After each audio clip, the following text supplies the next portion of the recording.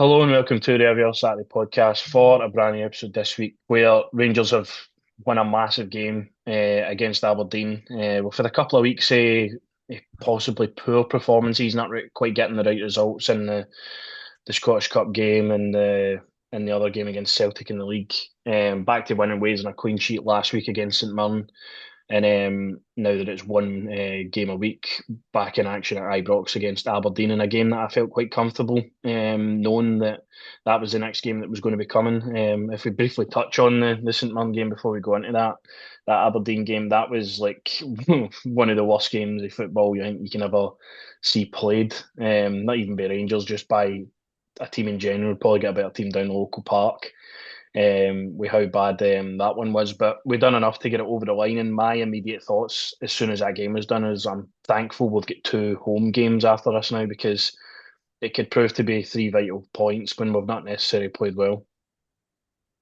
Aye, 100%, man. That St Mirren game was just a pure slog to watch, man. It was like we only really created that one decent chance that Romans put in the back of the net, and it was just like, for there, it was just like, not even really backs against the wall. It was just a pure bore, man. St Mirren didn't really fret, but got to the end of the game, like the last 10, 15 minutes, you're thinking, right, here we go. We've seen this story before unfold. But no, it was good to actually, not good, but it's good to actually not be great in a game and still go over the line, because that's something that we struggle with as well. Like, we just can't go over the line and you wait them to score. You've seen it against even the Livingston game, we went down early doors.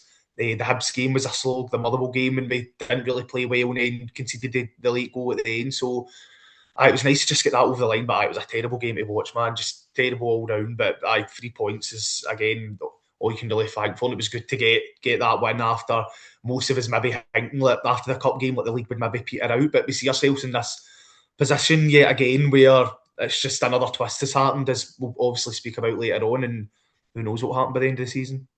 Pretty much, that's exactly it. And the St Mirren game proved to be three vital points with the way the games went on that weekend. And then obviously we this weekend's game as well. So the league weekend kicks off with Hearts against who are they playing Dundee. again? Dundee at home. A game that I expected them to probably win anyway.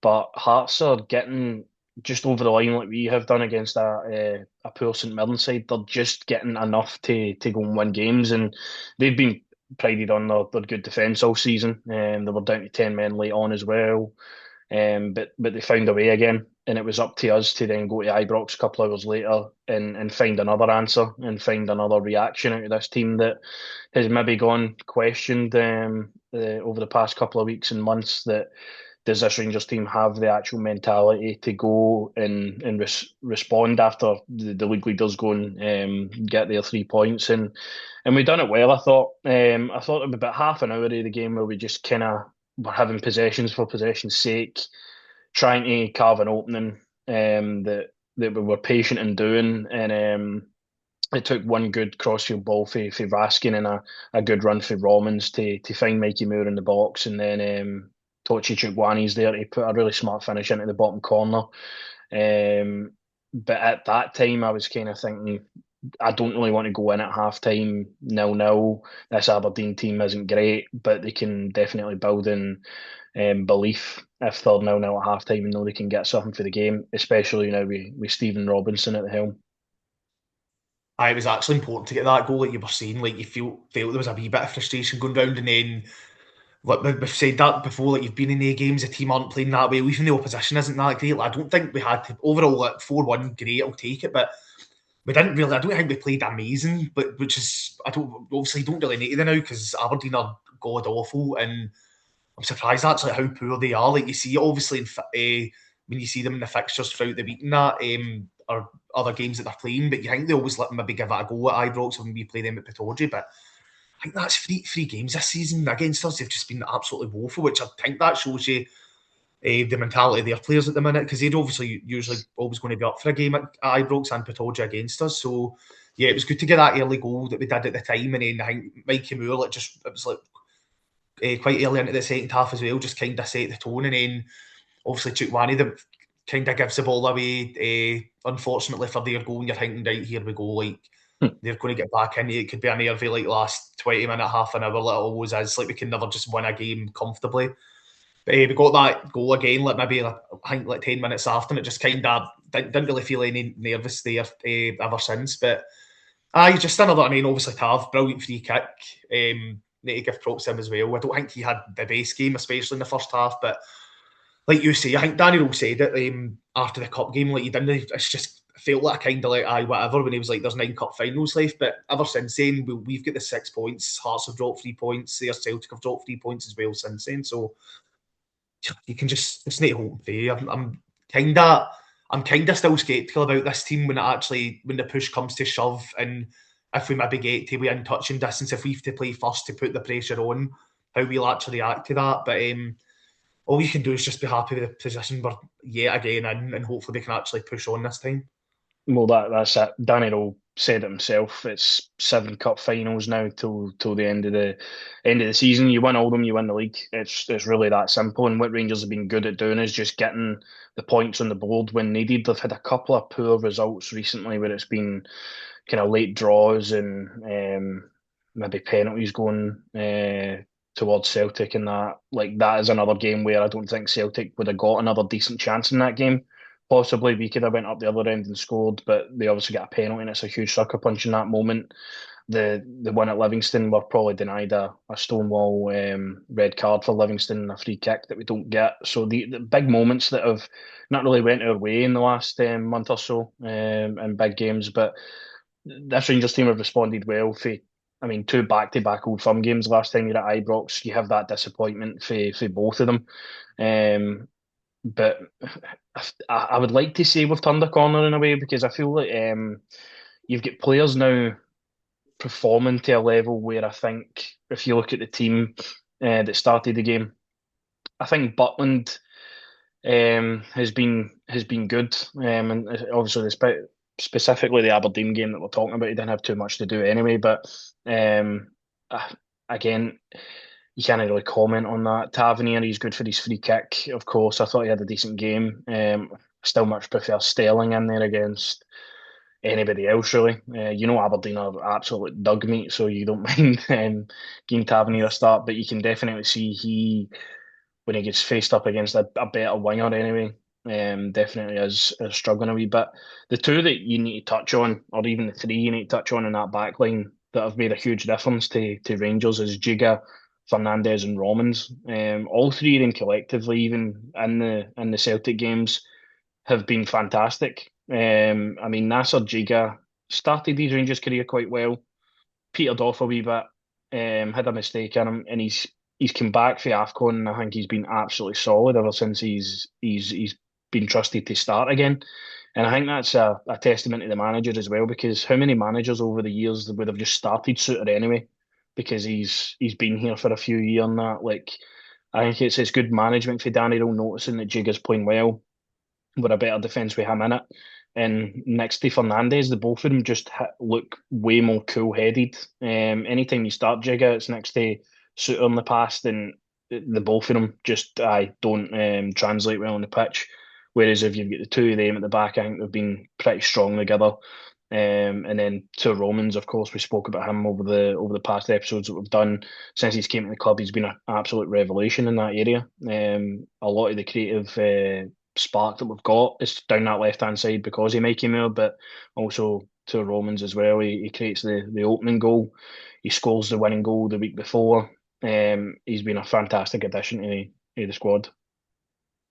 No, 100%. And then Nadiri as well. I think his work rate and that. I see people's point of view, obviously, because we did pay a lot of money for him. He's maybe not getting on the score sheet as much as people would like. But I do like him. Like his work rate, he works hard. My only criticism, and I don't know, it might not be him. He's maybe try to look through going down the line and stuff more than actually getting into the box. But that just might be the thing the manager told him to do. His work rate, you can't fault his work rate at all. Sorry. Mm-hmm. Gigas has been absolutely solid. There's been times at the start of the season I thought, right, bit shaky. In my opinion, I wouldn't play Suter again. We didn't really get the chance to touch on it after the Old Firm man, but he came on in the second half extra time. He nearly gave away about 3 goals. But I don't know why. I don't know why he signed that. Ever since he signed the contract, he was already a bit dodgy. But I think he signed that contract and then played against Livingston, was absolutely awful as well. And then played in that Celtic game was, oh my god, man! I don't even know why he signed another deal. It's just it's honestly, and Hmm. to be like one of the senior players, one of the what does he call it, like the leadership team, like to be part of that and just like give performances like that in massive games, like it's just unforgivable, man. Like actually, I just wouldn't trust him at all. I think Gigan Fernandez is a way forward. Obviously, Giga will be away in the summer. If we can maybe get someone in like him, I think they actually complement each other really well Hmm. because they've had maybe a few games to play with each other now. But I just like you say, it's not enough. I keep saying it, but it's nice that you can take players in and out of the team, bar and suit, and it's like it doesn't really change much Hmm. because of obviously Romans is up to a massive factor. I don't think McGoldman and him are slightly different players. I think Romans is just a class above. Like he's so good. Like what a signing that is turning out to be.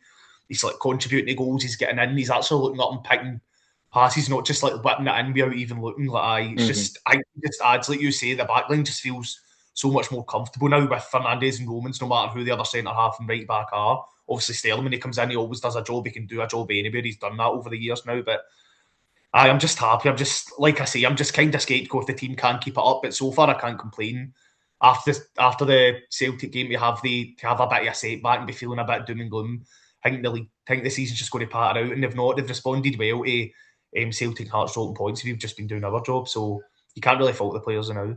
Aye, that's pretty much where we stand at the moment. I don't think the players have been too bad. Like, when you look at it on paper, we've lost two league games this season. What has killed I us know is it's mental. draws. I We've know. drew too many games this season where it's just been fair enough. Some of them have maybe been warranted, like the Dundee United away one where we were poor. We found ourselves 2-1 behind. We got a penalty. We end up getting a point out of that game. Fine. Livingston probably similarly. We have a fight back. We get a much needed point towards the end of the game. But aye, some of those draws are just really annoying when you think of the Motherwell one. We're in control of the game. They're 10 men.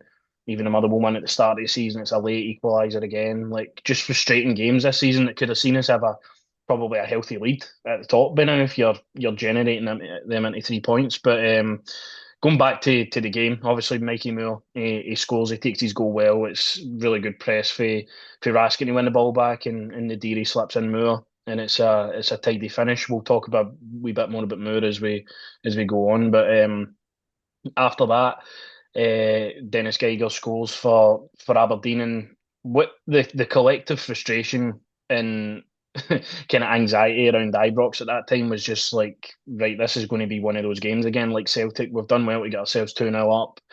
We let the other team back into it with a daft mistake, and you could feel it, the tension building, being like, oh, this is one of these ones again. And now you look back on the game, you've won it 4-1. That's an Aberdeen team that had just had their first shot on goal, I think. And that's how we react to it. It's just being a Rangers fan is just so stressful because there's nothing to be stressed about. We probably go on to win that game anyway, but it's just you can't Aye, trust these players because of what's happened before. that exactly literally what I was going to say. It's just PTSD for years gone by, well, weeks gone by. Like you've seen it. But I think even another game like with silly points. I think it was like just before Roll came in. I think maybe it was like Stephen Davis at Dundee United, like 2-0 up, absolutely cruising.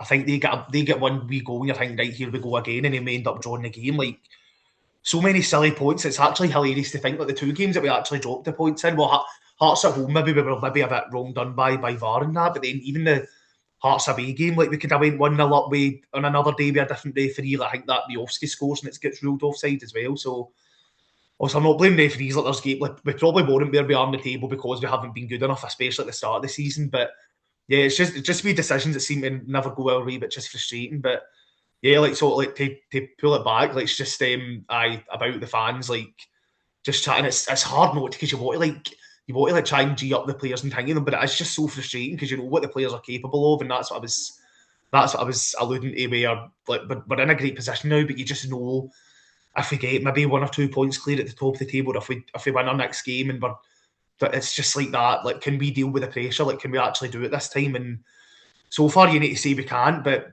it's great. Again, like I say, it's great picking up these points. They are must-win games. Every game is a must-win game now. But when it comes to the crunch, like, can these players deliver? And we'll just need to wait and see. But hopefully they can. Like, they've had up-team chances to do it. They've actually been given with through plenty of chances away. We've actually still getting given the chances to Hmm. go and win a league title, which is crazy to think. A few weeks ago, you were thinking, right, Celtic 2 each. We need to kind of stay in the cup now to maybe keep the season alive because you can't really see it in. But I don't know. It's just a mental season. I said it before. Every team's still going to drop points. I know there's only 7 games to go, but it's just a crazy season. You just need to hope that we can actually stick to our guns this time and keep the pressure and actually thrive in the pressure because we do it well when we can. It's just when Hmm. we can't, it's back to bite us. That's it. It's going to be a team. It's going to be a league, sorry, where in the next 7 games, all three teams are going to have a say in it. You just hope Rangers say it's all positive and we go out and win our games. But we'll go on to the table as we go on. But aye, obviously we go 3-1 up after that kind of bit of anxiety, that bit of PTSD, as you say, of Rangers teams gone by, where you're thinking this is just going to only go one way, and it's Aberdeen getting a point here. But Rangers showed a bit of strength. They got themselves back into, which was a scrappy game at that point. I thought Aberdeen actually came out and gave it a wee bit of a go, and they put us under a wee bit of pressure at that time. But all it took was a set piece, and Raskin was in the right place at the right time to have a good finish. And that felt like that lifted relief. That was like we haven't done this for a while, where we've maybe been put under a wee bit of pressure, and we've then responded and scored again. I thought Raskin has been a bit hit and miss at times this season, but there's a reason why he always starts for me, and it's his effort. I mean, Raskin will play 90 plus minutes for you, no bother, and it's a reason why he's always in that midfield. He's became a leader of this team. Even only at 25 years old, he is one of the kind of main guys in this squad. And next to his partner, Chukwani, who obviously get the goal as well. I was maybe expecting Connor Barron to start this game, if I'm honest with you, against Aberdeen. But the two of them, again, like Jiga and Fernandez, both complement each other pretty well. I think Diamandi's maybe found himself a bit unfortunate to continue missing out, but the signing of Chukwani has it's improved that midfield drastically. You can see the clear quality he has every time he plays. He's such an engine in the middle of the pitch. He keeps everything simple. He's got a wee bit of flair to him as well. He's got a goal scoring attribute. He's been a fantastic signing so far. And it feels like maybe we've just missed somebody that in the past. Like, and Barron's a great worker. Like, you've got Barron, you've got like Diamandi who can he's decent. He can dribble with the ball, can pick a pass out. But we've not just had somebody that, like you say, just does the basics, takes the ball, just recycles it, like, takes the ball, wins it back, does the simple stuff. He contributes with a goal. He's good. He's good going forward. Like, he's just kind of that all round number six that you kind of need and want. But yeah, he's just a breath of fresh air. And I know we made a wee mistake with a goal to count, and you feel like, oh, they're come back into the game. But that's like the first error he's made in a Rangers jersey. I feel like he's been absolutely unbelievable since he came in, and it just changes the full game, the full team as well. I feel like when Adiri as well, he's running, he just kind of gives like they just kind of takes a pressure off Chermiti or an Asgard, who maybe Chermiti like before the January transfer window, he was kind of like all over the place. Like, he was maybe coming short for the ball. He was like going out wide, and then you were like, right, this guy isn't really a striker because he can't hold the ball. He can't really hold the ball up. He can't pick a pass. He can't score. Whereas he's not really been scoring as much. He's kind of took the pressure off Chermiti to be more of that free number 9, which I think has really helped him as well. I know he didn't really do much on the Saturday game there, but I feel like it's just like these are and this is what I said. It's nice to actually see the January signings actually making a change and an impact rather than. I think because there's been times in the past we've signed somebody in January, you don't see them at the next season, then they're away. And you're like, did we even Aye, sign this? I forgot who he was. So it's just nice to make a change, and like I say, we just need to keep pushing. aye, and we'll speak about Moore on his own. As well, because there's much more to go into with Moore and his comments after the game. But Asgard started this game again, like maybe kind of a couple of weeks gone by, and where you'd maybe seen Asgard in that starting lineup. I wasn't necessarily worried about him starting because I thought he actually came on against St Mirren and looked all right.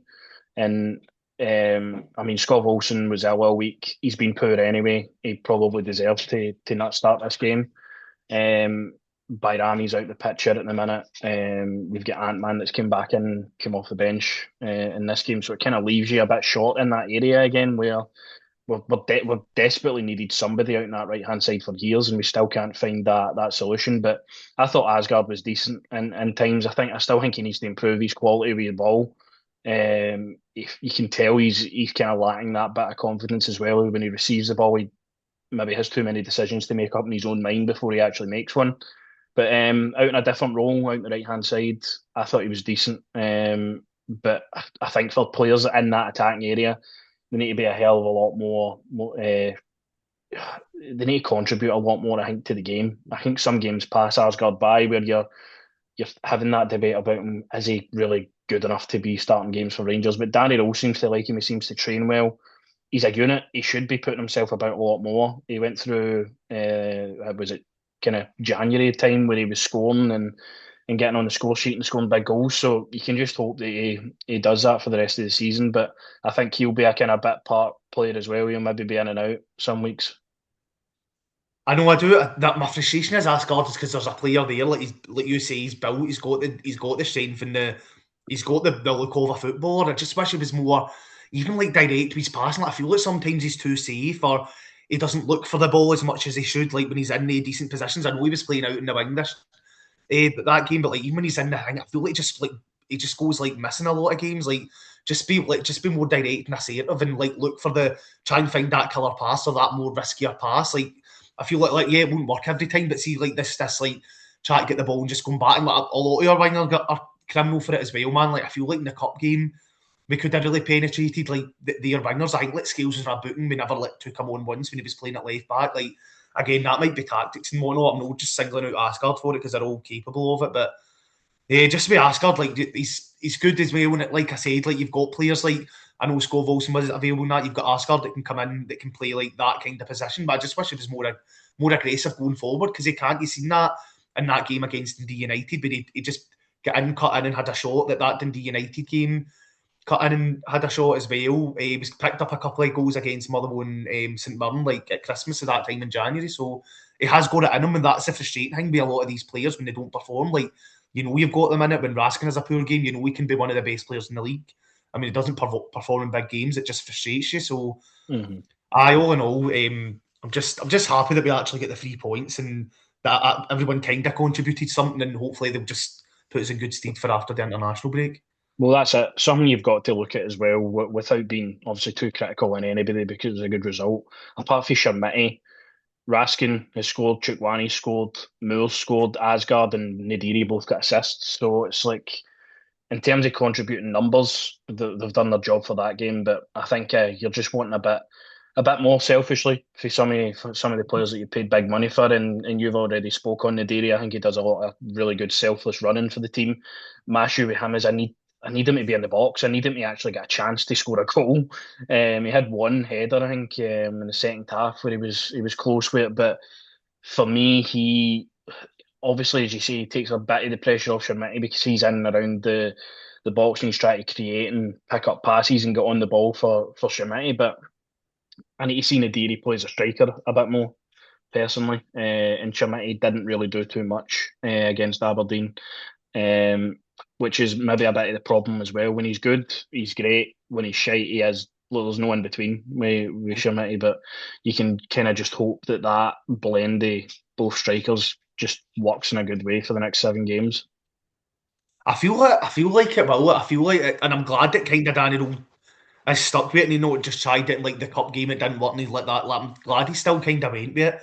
I do like Nadiri's work rate. Sorry, I do agree with you, but like that was saying earlier, like sometimes you see him like kind of like so far out the wing or dropping back. I think he's just trying to get the ball to maybe give it to Chummy. I don't know if that's a game plan, like, but yeah, there is times he's like you see him a wee out wide and he'd try to like cross into the ball rather than being in the back post or like being at the edge of the box. Like when that is his job at the end of the day. Like he was what £5.5 million, but yeah, I know I do know what you mean, but I do love his work rate, and I do think he does give everything for the jersey. But if you're paying £5.5 million for a striker at Rangers, like he should be in and about the box more, getting goals. Aye, that's pretty much it. And you've got to look at your two strikers that start the game. Nadiri's 22 and Chamiti's 21. They're both young. They're both still in that phase of learning. It's a tough place to come to Rangers and just put it all together immediately as a young player. But the two of them have still got a long way to go in their Rangers careers, definitely. But for the next 7 games, they just need to work together as a strike partnership and get us to where we need to be. Of course, we then put the finishing touches on the game. With Tavernier, but before that, Bojan Miovski scored what was meant to be a fantastic goal against his old club just to get one over on them, but it was pulled back for about 25 seconds because Connor Barn didn't even know anything about a ball hitting his hand. To me, decisions like this just are annoying because it's so inconsistent I mean, the same thing happens with Lon Shankland in the first game against Hearts. Ibrox, in that phase of play, he handballs it about 25 seconds later. The ball's in the back of the net and it's 1-0 to Hearts. You look at this one, again, it's in that phase of play. Connor Barron doesn't deliberately handball. It hits off his hand, aye. But 25 seconds later, Bojan Miovski scored for 4-1 to Rangers. And they're pulling that one back and trying to disallow it. Sometimes it just feels like we are refereed differently to everybody else because you've seen it, the inconsistency for one decision that's exactly the same earlier on the season to now. It's just really frustrating. I know it's just, like you saying, and it's the same. Like even I think last week or the other week, like that, the Negrin goal against Aberdeen, you couldn't really draw the lines. It kind of just felt as if they were giving them the benefit of the doubt. And then what happens a week later? Ascar scores against St Mirren. They just draw the lines, but give St Mirren the benefit of the doubt. When it's a fighting like the Ascar one's actually tighter. It was the same as Mikey Moore. It's the same as Miowski against Tynecat. It just feels like nothing. We never get the rub of the green of anything. Hmm.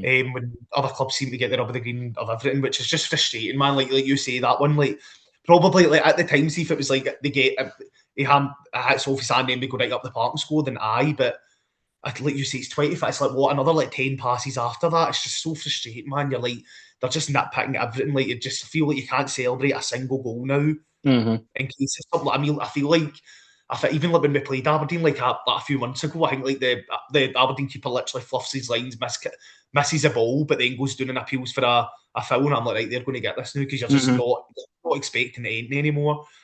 Well, But there's two goals against the same opponent to me that yeah, are they're not clear and obvious that that is a foul, that is like a handball that should be given.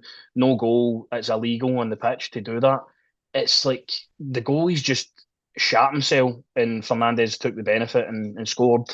And on the other side, it's went out and Gassama's already been battling with somebody to get the ball back for 10 seconds and then goes by another one and plays it into the box and then scores and they're given a handball for that because it deliberately impacted that goal. To me, is just aye, there you go. There's two already, and I think Rangers have now had 20 goals disallowed in the league so far this year. Some of them I feels like wanted, some of them are offside, some of them are handballs, fouls, whatever. But the vast majority of the BC, there's four I can think of off the top of my head. It's Moore against Livingston, it's Asgard last week, and it's the two ones against Aberdeen to me that I feel are just they're up for debate because they're not that clear, and it just even feels like that, they're really nitpicking it. even the one you were saying with the Shanklin one, they get the benefit of the doubt and then they get the penalty. That's debatable as well. I think we scored a goal. Did Cornelius not score that game as well? Get Aye. disallowed. Hmm. Like it's just all the time. We just seem to never get the rub of the green. But aye. It's Anyway, frustrating, aye. but we It's just frustrating. need to Aye. do our work. And when you've got somebody like Mikey Moore on your team, you can quite hope that you've got that luck in you to just have the quality win games anyway. Um, because I mean, since Danny Rose came in, he's been by far, I think, the best player in the league. I think he is going to have a special career in football. Obviously, before we got him, we knew we were getting somebody that was really highly thought of, really highly kind of a Spurs prospect. They see a vision for him in the future to be one of the starters for them. Whether that be in the Premier League or the Championship, who knows? But aye, this guy's special. He's a special player. It's now 7 games left to make him out unless we can get him back in loan or for some reason get the big American dollars out and spend mega money that we have never spent on a player to get his services permanently. But aye, this he's been a joy to watch. He really has. It's been an absolute joy, and you're doing it again, man. My phone in love with it. What is it with loan players and what is it with loan player wingers for Rangers, man? Like, See, our honestly, loan God, team could be unreal over the past 5 years oh, of loans that we've had. aye. But he's up. He's just to watch it in the flesh as well. Like I feel like sometimes you feel like he's actually took the. He's 18-year-old. Like he's took the full like the Rangers team on his back just to scrap and try and win games. And credit to him as well because at the start of the season we were maybe thinking right, this is a bit of a dud under Russell Martin, obviously. But he's come in to change it, to turn it completely. Obviously, Danny Rose helped him a lot, but he could have easily been, no, this is shite. Fuck this. I want to go back to Spurs. I want to go back to Spurs and get another loan move. But he's thought, no, it's a big club. I'm going to try and stick with it. He's worked well with Danny Rose, and he's just been absolutely brilliant, man. Like every goal, you can feel that he's up for it. He thrives off the fans as well. We can tell that the fans love him, and he loves the fans as well. I think the best, probably the most realistic option is try to get another a year loan room, which has been brilliant. I think he'd happily accept that as well. He's only what He'll still only be like 19 by the time we go Hmm. back next year. So, but you need to see if maybe if Spurs are in the Championship, they might want him back to play first team football. So who knows? We might actually need Spurs to stay up now for us to keep him, which is That's it. I'd never thought I'd say, which but it's just unbelievable, mate. Like me, my dad, like the full everyone just. I think there's not one bad thing you can say about him if you're a Rangers fan. Like I say, like it just sometimes you feel like it just drags the full team on his back to try and like Hmm. get a result. He's just been absolutely brilliant. Aye, and that to me, you come here at any age, some players kind of cut it. Like you seen big established Premier League names come to Rangers over the years and not be able to cut it. And Mikey Moore's been here at arguably one of our lowest moments with Russell Martin and how we were going. To then respond to that, but then also to just respond to be the shining light in this Rangers team is massive for his development, his future, and that's what I see in him, and I just know he's going to be a good footballer for the future. He's going to be in those England squads, no doubt, and he's going to be playing in the Premier League if we kind of get a hold of him. It does feel like right now at this time, the way that Spurs are going in that, we actually could maybe hold some decent cards on that deal if we are to get one done. But he's a fantastic footballer, and the longer we can keep him here, the better. But if not, hopefully he drags us to a league title in the next 7 games, because he deserves it. He's been fantastic. And just to finish off on that as well, that's the league table going into the international break. Rangers only losing 2 games. Celtic suffered their eighth loss, and Hearts picking up another victory as well to keep saying 3 ahead of Rangers. Now 5 ahead of Celtic as well. Hearts go away to Livy, Celtic go away to Dundee. We play Dundee United at home, and most notably before everybody else as well, we play in that Saturday at 3 o'clock, where we've got a chance to go top of the league for the first time this season. So that's a Yeah. huge incentive for this Rangers team. And like we've been speaking about the game against Aberdeen, responding to Hearts winning their game, can this Rangers team go and win and go top of the league and put the pressure back onto the other two? Well, I know I keep saying it like this game, and I feel like this is when the Rangers of old come in and be like, right, let's just fucking fanny about here and blow this. That's what I mean. Like we've been given so many chances. Like I actually can't believe how many chances we've been given. To like you feel like I've can't. We've been talking off the podcast and like right, this like we've blown it. Right, we've blown like this. Dundee United. There's been a few games this season where it's felt massive against like lower opposition, but this one really does feel like you say, it's a great incentive. Like if you win, you go top of the league. There's like I don't know how much more you can be motivated by that as a Rangers player for the first time this season, I believe. Hmm.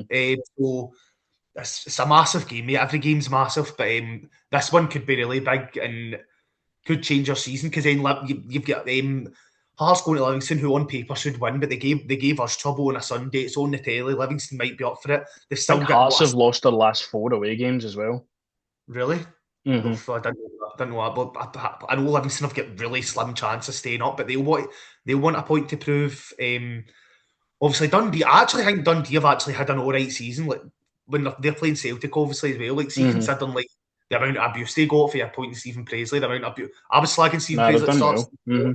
Actually, apart from I think the 3-0 we played away, beat them away from home. Like they gave us both tough games. Like the first game was a one each draw, and in the second game, like we won 3-0, but I think they played well against us as well. Hmm. Like they've already beat Celtic at home this season as well, so like that's not an easy given. But I'm saying that we've not even been beat Dundee United this season yet, so we actually need to do our job. I'm talking rubbish. We actually need to beat Dundee United and Well, that's it. just. I think Hearts are the only team in the top three to beat Dundee United this year. Because Celtic have been beat twice, we've drew 2 each with them twice. I think they get a point off Hearts, and then Hearts beat them at Tynecastle. So it's not going to be a given. Like no game will be a given anymore. Like you think you're going to beat Livingston a couple of weeks ago and winning, and you drop points. Like just play the game when it comes around, and try and win at the end rather than thinking too far ahead is where we need to be.